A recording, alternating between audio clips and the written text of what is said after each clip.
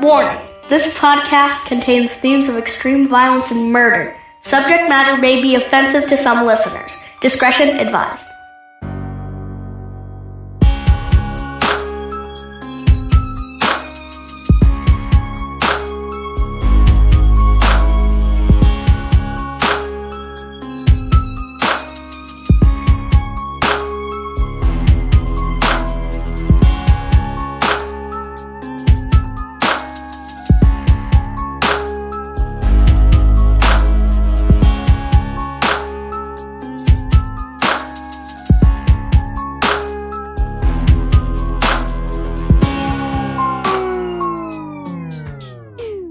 Welcome to another episode of Evil Transgression, your homicide headquarters here in podcasting.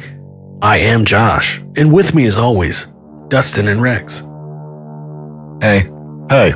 What's up? What are you, special? That was fancy. Thank you. That was. He did mix it up. Yep. I was caught between what do I say? Is it, hey, what's up? Or hey, how's it going? I know. Like, so the I usual. was like, hey. And Which way do I go? Rex came in full bore. He was ready to roll. I'm just a full throttle. Just Yeah. grab the bull by the horns. Bull strong. That's right. So, go ahead. Ask me what's new. I want to tell you. I want you to tell me what it is that is new. Nothing. The Bengals got a new offensive line. Joe Burrow's going to throw for 10,000 yards next year. Oh, God. Now everybody's turned off the podcast because you bored us all to Sorry, sleep. I said his name wrong. It's Joey Burr. Oh, because he's so cold, you know? It's Macaulay Culkin. Change his name all you want. Don't make fun of my guy. It's Ohio's own. No, he's not. He's not even from Ohio. Bro. Yeah, he's from Athens. No, he's not. Yeah. He lived there. He was from raised there. Wasn't born there. Dude, I'll fight you. Wasn't born Just there. because you like the Canada Browns. It's not the Canada Browns. Kentucky Bengals. Ooh. So, now that that's out of the way and no one's listening anymore, Yes. how are you doing, Rex? Well, you know, another week of busy. Woof. Yep. Yeah. We're still sorry not for you. rich. I know. Still not rich, not able to retire. Yeah, No, something needs to happen. I thought after last week's episode we were going to get like a big influx of cash. Well, I did too, but then I remembered you wrote last week's episode. So. Hey, I do want to clear one thing up. Okay. The one guy that we talked about, he's about to get out of prison. So hopefully he finds Josh. That's John Brewer Yes, John Brewer. from last week's episode. John Brewer. He gets out In September. middle of this year. I'm so afraid. That's fantastic. Yeah. So if you need directions to Dustin's house, I can be reached at... let's do some evil facts, Yes. Evil facts. gentlemen. Convicted serial killer Albert Fish helped the executioner position the electrodes on his body before uttering his final words, which were, "I don't even know why I'm here." Huh. It did take 2 jolts to kill him, though. Oh, maybe because Wow. you killed kids. Yeah. But I mean, at least he helped. He was like, "I'll go ahead and stick these on for you." Put on my nipples. They're like, "Do you have any final words?" "I don't even know why I'm here." That's the worst thing to say. Yeah, right. "Well, sir, you're about to get fried." Me and Josh on the way down here were discussing how if we were on death row and they came to get us, what we would do. And I told him, I was like, I would straight get butt naked. And then I'd make them tired by the time they got me down there. Because can you really lay a dude on a gurney butt naked? I don't know. Probably not. Yeah, they throw a blanket on me and I just keep like, Hey, those curtains in the death chamber are closed until that person is strapped up. So they'll be beating me. by any means necessary, they'll get you down there. Josh said he was going to rub himself in poo. Come get me. Okay, Yeah. a Macedonian crime reporter, Vlado Teneski, who wrote stories about a serial killer, actually turned out to be the very serial killer he wrote about. Wow. Really? Yeah. It was like, man, this guy's good. He's got all the good stories. Yeah, because he's the killer. Wow. Plot twist. Yep. Plot twist. Although Ted Bundy killed a lot, and I mean a lot of women, he did do a couple of good things in life. As we all know from a previous evil fact, he worked at a suicide prevention hotline. But there's more. Bundy also saved a boy from drowning once, and he actually helped a woman get her purse back from a thief by chasing the man down. So, we should just forgive all the evil things that he's ever done. Ted Bundy is hands down the biggest pussy I've ever met or ever seen. I never met him, but I've ever seen in my life. He cried like a little bitch when it was time to get executed. Of course. Like, you was out here killing all these women. Right. You know, and you was a big tough guy. Mm-hmm. Yeah. And then when they gonna kill you back, then you're a puss. Yep. So. But they completely did that whole thing all wrong. Now, if it's me and I'm in that death chamber and he starts crying, I am going to make fun of that dude. I'm taking pictures and all kinds. Look at this sissy, little sissy boy. No, like, what would have been the most effed up part is if he would have started crying and then you could have came and been like, dude, you got to stay. Psych. And then just laugh. or I hear the phone and you pick the phone up like, what is that? Oh. Okay. Well, pizza's going to be here in 20. The warden said, quit crying like a bitch. Little bird. That's how they should have done That it. is. So that is your evil facts for the day. Yay. And now I'm hungry for pizza. Me too. Pizza and murder. Pizza and murder. What goes with murder? Murder? If you're gonna kick back and watch a no murder food show, what are you gonna watch? Or what are you gonna eat? You don't eat nothing. You drink. Like a little Cavassier. Yeah, like a little bourbon, you know? Bourbon and murder. There is a podcast that they literally taste alcohol and like tell murder stories. Yeah, there's a couple of them. Is there? Yeah. I've heard of one. Wine and Crime. Oh yeah, I think is one. I know that one. We should do our own Wine and Crime. Just WHINE. We'll just whine about it all the time. Yeah. Like Bundy. Yeah. This story's stupid. Or spritzers with the misters.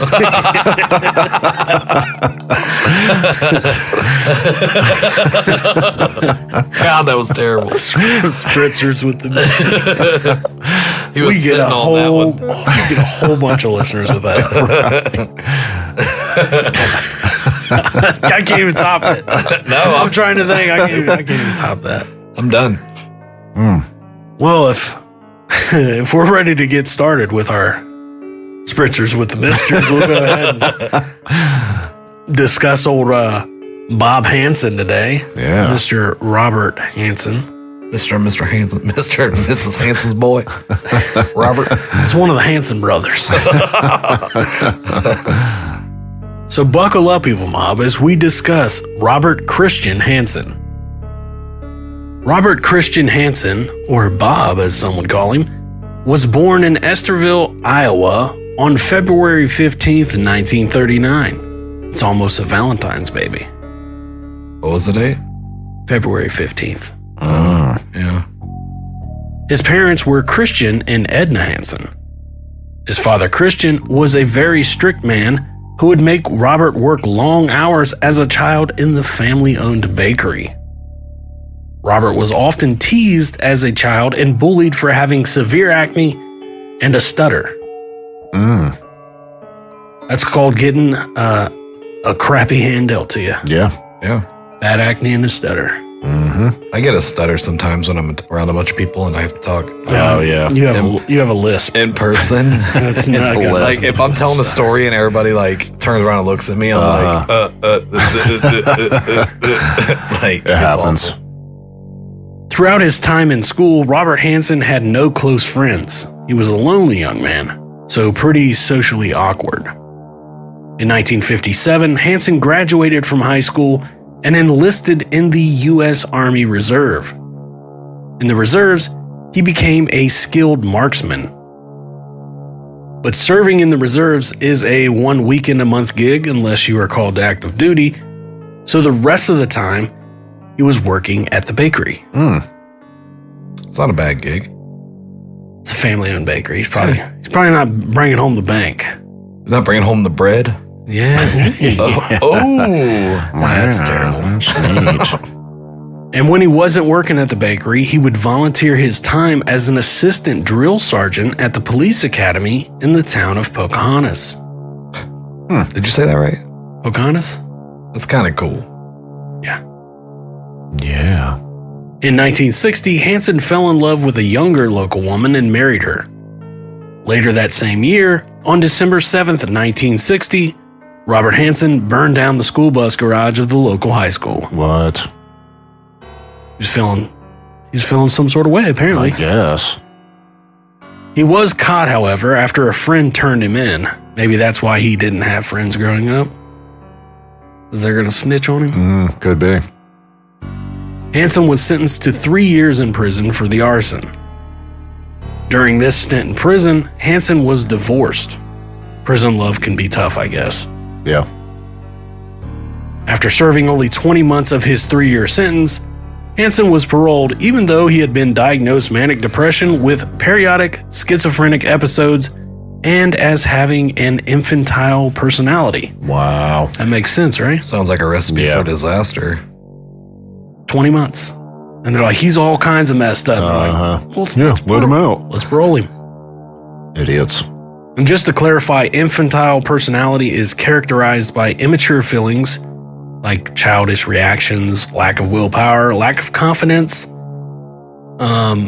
external focus of control where other people are blamed, inflated self-concept, low demands on self, accompanied by high demands on society and egocentrism. Wow. Maybe that's what I have. I can throw the biggest bitch fit when I'm told no.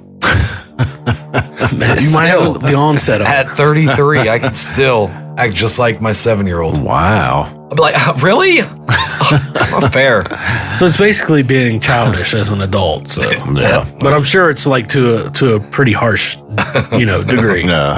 It's not just like you whining about stuff, not getting Taco Bell. Hey, That sounds good. In 1963, Hansen married a woman with whom he had 2 children, and over the next couple of years, Hansen was arrested several times for petty theft, where he served small jail sentences. he's still the drill instructor at the police academy? I'm sure no. Yeah. No, he gets out of prison, marries some woman, he has 2 kids with her, marries her. Then over the next couple years, he's just going to go in and out of jail. Petty theft. Nice. In 1967, the family moved to Anchorage, Alaska. In Anchorage, Hansen thrived. He became well liked by people who got to know him. He became an avid hunter and even broke several hunting records for the area. Wow.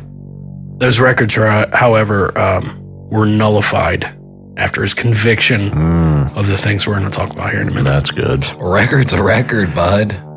That's the way I see it. Yeah, he might have killed 37 people, but hey, Yeah, I mean, it is a record. it's still a record. Yeah, You can say whatever right. you want, but he still did it. Then if you break that record, you really got something to brag about, like, oh, you know that dude? Broke his record. 27-point buck. Take that, Hansen. His weapons of choice when hunting were, the typical hunting rifle or a bow and arrow. In December of 1971, Hansen was arrested twice. First, for abducting and attempting to rape an unidentified housewife, and then for raping an unidentified sex worker. Wow. Now, keep this in mind. There are things going on behind the scenes here, and this should be a huge red flag for law enforcement, but apparently it's not going to be. Hansen pled no contest to the assault with a deadly weapon in the case involving the housewife, and the rape charge against the sex worker was dropped as part of that plea bargain. They're like, you're going to get assault with a deadly weapon. Don't worry about the rape on the sex worker. We'll just go ahead and throw that out. That's Alaska for you. No, that's the law, man. These plea bargains are garbage. They are, but like I heard one the other day about if you're convicted of harming a child, it's mandatory, right? It's a mandatory life sentence. But they said if you kill a kid, it's a mandatory life sentence. Mm-hmm. But they said if you do that, then if somebody was going to harm a child, they're going to kill them because they're going to get the same sentence. You know what I mean? They're going to just kill them anyways. Yeah. So, and they don't want them to be able to take plea deals. But that's how you get your, more information. You know what I mean? No. Plea deals help you get other people. Yeah, well, but what's the case of this one? Nothing in this one. Nothing at all. All you're doing it for is getting him to admit that he assaulted that woman, tried to abduct her. Right. Or tried to rape her. You told. Yeah, but I don't know. I don't like him. I don't like him at all. I think we should have a law where we have fake plea bargains. I like that. I do. Where, Yes. Just kidding. I mean, or even like a 50-50. Like, they're like, you can take the 50-50 plea bargain where you can tell us as a plea bargain, then we'll flip a coin. And if it's heads, then you can get what you want. If it's tails, you get the full sentence.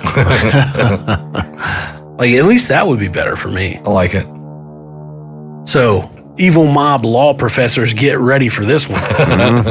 Hansen was charged with 5 years for the assault with a deadly weapon, but only served 6 months before he was released into a work release program and sent to a halfway house. Wow.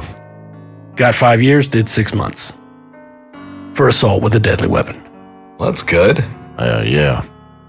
That's a hell of a plea. I mean, nice little plea bargain that got him 5 years, and then they're like, 6 months is good enough. Yeah. We're pretty sure you're good. Yeah, you've got a bunch of stints with the law, but, tails it was. Right.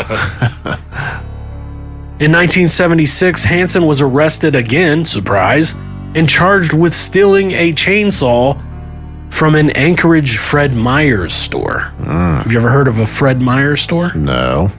What about you, Dustin? That's a no. Fred Meyer's doesn't ring any bells. Fred Meyer's Jewelers? No. Now you're on a similar track. Fred Meyer's, if it does sound familiar to anyone, it later merged with Kroger. Really? Wow. Kroger is the parent company of Fred Meyer's now. K. Rogers.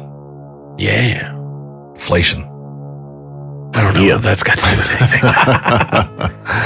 Hansen was sentenced to 5 years in prison and required to receive psychiatric treatment for his bipolar disorder that was recently discovered. The treatment for his bipolar disorder was a prescription for lithium, although he was not required by law to actually take it. Wow. Lithium's a pretty heavy drug. Yep. And it's pretty serious. The Alaska Supreme Court would reduce his sentence, and he was released with time served after just 1 year. So once again, guess who's out early? Yeah. In the early 1980s, Hansen staged a burglary on his home and reported it to authorities. With the money he got from the insurance claim, Hansen opened up his own bakery, giving him the appearance of a good old-fashioned family man. Come to old Bob's Bakery. So, I mean, keep this in mind as we continue. Remember, the housewife and the prostitute. Mm-hmm. Okay. In and out of jail after that. And let go and let go and let go and let go. Yep. In January of 1982, Robert Hansen purchased a Piper Super Cub bush plane. He did so even though he was denied a pilot's license due to his medications he had been prescribed for his mental illness. I mean, that's proof that the meds aren't working. Right. If you're going to purchase an airplane to fly, even though you don't have a license, because they won't give you one. Mm-hmm. Yep. I don't know. This plane would be a key piece in an evil scheme. I had to throw evil in there. So evil. I see what you did there. In fact, it's time to let you in on who Robert Hansen really is. Hansen claims around the time he was convicted for his assault with a deadly weapon charge, along with the rape charge that was dropped, he was actually starting his life as a serial rapist. Hansen would pick up prostitutes, which he would rape and torture. Those who complied would be released alive. Those who didn't comply were not as lucky. From 1973 until 1983, he abducted and raped at least 30 women and released them. Wow. Nobody told on him? Well, and at least 17 women picked up between 1980 and 1983 were killed. Jeez. Keep in mind, most of these, these are pretty much sex workers that aren't going to go to the police and say, because they're not supposed to be sex workers. Right. I'm sure that played a factor, but it was also the factor of if you don't comply, you have to comply and I'll let you go. Yeah. And he probably left a pretty good threat of if you don't, you're going to pay for it. I'm sure. So they had that on top of they're breaking the law as being a sex worker. Prostitute.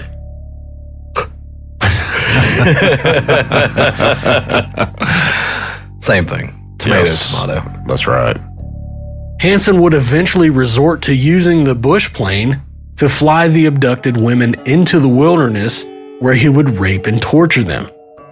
The lucky ones were flown back to Anchorage and let go. The unlucky were released into the wilderness and hunted like wild game with a hunting rifle. Wow. What? Yes, sir. Hunting humans. Did he at least give a head start?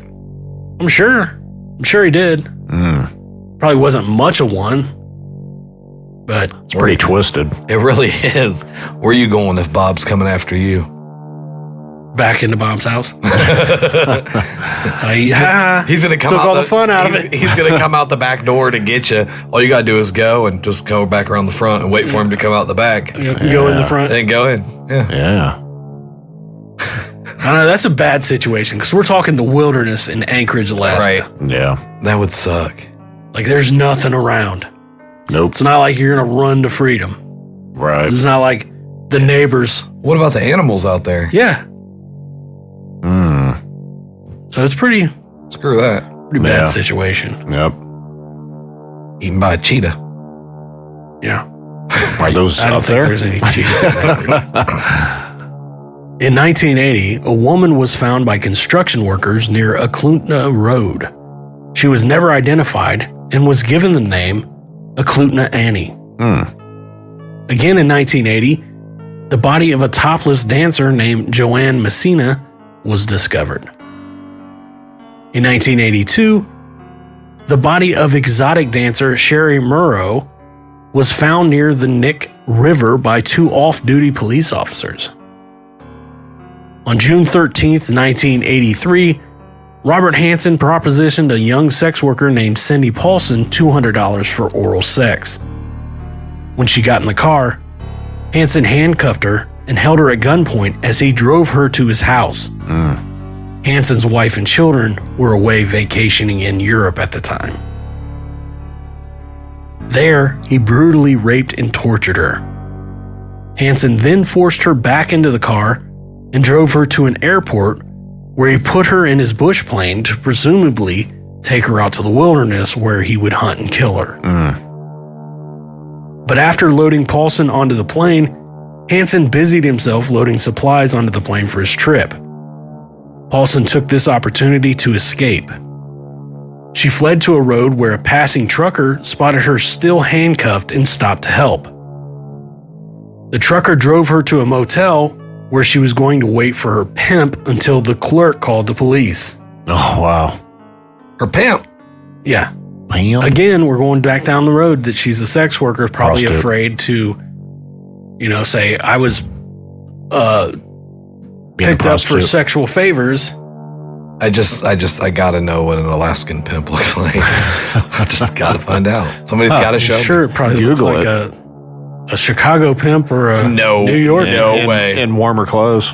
Yeah, he just has a heavier jacket on. Yeah. Like you're picturing it like he's got like a polar bear suit on with like the head, like the bear head over the top of it. Yeah. And a gold cane or something. But anyways, she's calling the pimp because number one, she's probably afraid to get in trouble. Yeah. And number two, she's probably afraid to get in trouble with the pimp to where if she don't show back up, you know what I mean? Yeah. Those aren't the kindest people to their employees. Right. They still got pimps. Sure. Yeah. What are you like? Special? Like, I picture what's his name? Eddie Griffin. You know, in a fur suit, just walking around with a hat on. they still have like those. That's old school. Yeah, that's old what school. that's what I picture. But I mean, pimps are not nice people, No. and you're talking about a very scary situation with the harvesting of people, basically Yeah. trafficking, human trafficking. So I mean, way to suck all the air out of the room, Dustin. But the clerk, anyways, she's like, yeah, I'm gonna call my boyfriend, which is her pimp. The clerk's like, you got handcuffs on. I'm not calling nobody but the police. When the Anchorage police arrived, Paulson told the officer her account of what had happened. Paulson made an official statement and not only identified the make and color of the plane, but also remembered its tail number. Ooh. Wow. That is impressive. Yeah, it is. Hansen was proven to be the owner of the plane and was identified by Paulson as her attacker. But two of Hansen's friends gave him a false alibi for the night of the attack, so no formal charges were filed. Wow. I guess he needed friends after all. Yeah. So he gets away with it. For now, at least. Until September 2nd of 1983, when the body of Paula Golding, another victim of Robert Hansen, was discovered. Alaskan investigators began looking into Hansen again and contacted the FBI, who sent in a profiler to help out. The FBI profiler set to work profiling the killer and pretty much hit the nail on the head, so to speak. The profile claimed that the killer had low self-esteem, a history of rejection by women, and was an experienced hunter. It was believed that the killer also took souvenirs from his victims, and he would have a stutter. Now that is damn impressive. That is Yeah. good. When you can profile him down to that much, like, and this dude's got a stutter. Uh-huh. I don't know how you get that from the crimes, but got him. When investigators pressed on Hansen's two friends that gave the alibi, they folded like cheap lawn chairs, Nice. and they admitted to lying for him. Now the focus was solely on Robert Hansen. When investigators brought Hansen in for questioning, they executed search warrants on his house, planes, and cars. In the house, they found his weapons, including the .223 Ruger Mini 14 that he had used to commit his murders. They also found IDs and jewelry taken from his victims. They also found an aviation map that had several locations marked on it. After the FBI forensic lab matched the shell casings found near the victims to the Ruger Mini 14 that belonged to Hansen, guess what he did? He made a plea bargain. Wow. There's a shocker. Hansen was charged with 4 murders, those of victims who had been found, and for the abduction and rape of Cindy Paulson. In exchange, he agreed to confess to all of the murders and give details about the victims. He agreed to show the burial sites marked on his map in exchange for serving his sentence in a federal prison and avoiding media publicity. Hansen showed the police 17 of his burial sites but refused to help them with 4 others. It is believed that the 4 others were not sex workers or strippers, Prostitute.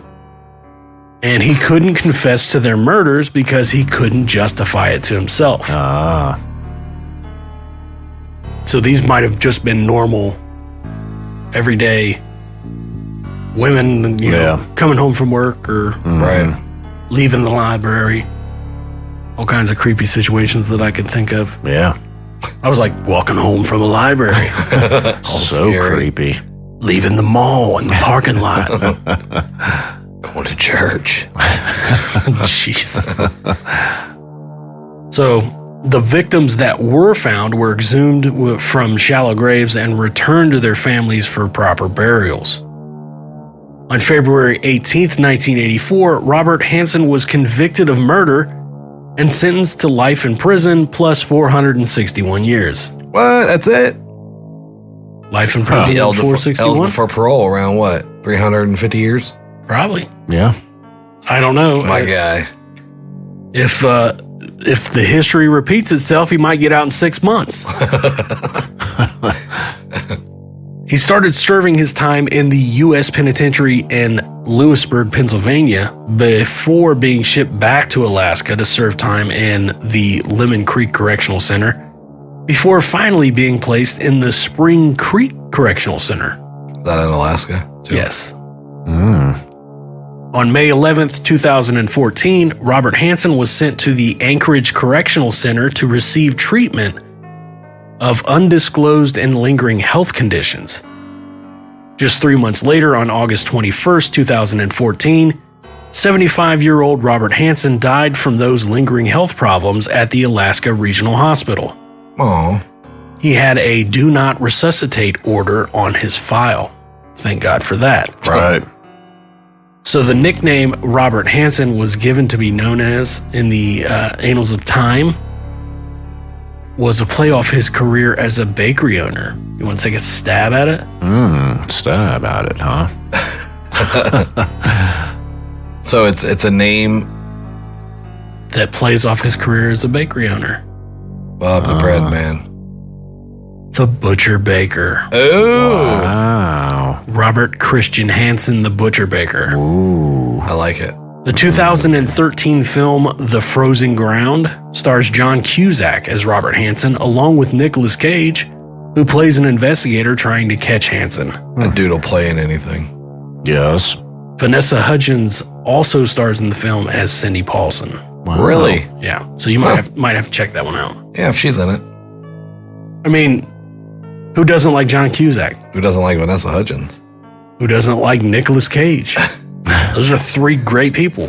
Huh. I don't know about Vanessa Hudgens acting, but although she is in one of my favorite like teen movies, like teeny bop movies, like I had to watch with the kids. It's is it Band Slam? Never heard of it. Great movie. Bands. Gotta watch Band Slam. Okay. Do we? Yeah, check that one out too. All right. So after you watch a murder one, watch the Band Slam. Yeah. So that is the story, ladies and gentlemen, of the Butcher Baker, Robert Christian Hansen. Good job. Yeah. We got So for me, good. Rexy. All right. Give me the goods, Rexy. Let it go, Rexy. Let me let it out. So go to our Facebook page, give us a like. Any comments, questions, or ideas, you can email us at eviltransgression@gmail.com. Dustin. Dusty, what do you got for me? Go to eviltransgression.com. Check out our links. Leave us some reviews, because without reviews, we have no new shows for you. So we need reviews. So What was that? You just struggling there? You just struggling? I think he was there? trying to do an accent. I was. I like caught it mid accent. I was like, nah, let's go back to It normal. was like German, English, Chinese, With a little Spanish. So yeah. We will have no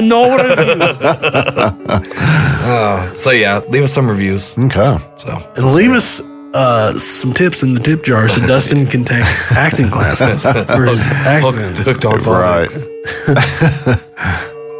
Absolutely check it all out. Hit us up. Send us some love. All that stuff that Rex and Dustin just shared with you. Yes. Make sure you do it. Do it all. Do it again. Do it. After you do it once, do it twice. whatever. I just love looking over at Dustin after we have he's after like we cringing. because Yeah. we're in like our own world. And then we look over at Dustin And he's on his phone. He's either on his phone or looking at the lights, or picking his nose. biting his fingernails. Then when he does realize what we're doing, he gives us that look like, "Shut up! Yeah. It's time to go home. So weird. time to shut up, It's- guys. It's a work night. Yeah. it Every is. night's a work night." Let's get out of here. Let's skedaddle. Yeah. So until next time, Evil Mob. See ya. Later. Bye.